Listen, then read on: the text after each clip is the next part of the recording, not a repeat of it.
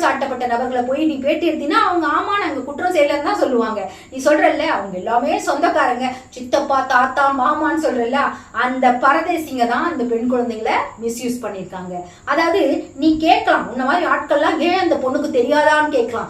6 வயசு குழந்தை, 7 வயசு குழந்தை, 8 வயசு குழந்தைங்களுக்கு என்ன தெரியும்? மாமா தொடாதீங்கன்னு சொல்ல தெரியுமா? அந்த ஒரு துணிச்சல் அந்த குழந்தைங்களுக்கு அந்த வயசுல இருக்காது. என்னமோ பண்றாங்க, என்ன பண்றாங்க அப்படின்னு பார்ப்பாங்க. அது இதெல்லாம் உனக்கு டீட்டெயிலா சொல்லி புரிய வைக்க முடியாது. அந்த பெண் குழந்தையின் அதாவது அந்த 2 குழந்தைங்கள்ல மூத்த பெண் குழந்தை இறந்து போயிடுச்சு. அது எப்படி இறந்துச்சுன்னு தெரியல, அவங்க அப்பா ஏதாவது பண்ணிட்டாரா, இந்த மாதிரியும் நீ பேசியிருந்த. அதற்கான போஸ்ட்மார்டம் ரிப்போர்ட்டும் எங்க கிட்ட இருக்கு.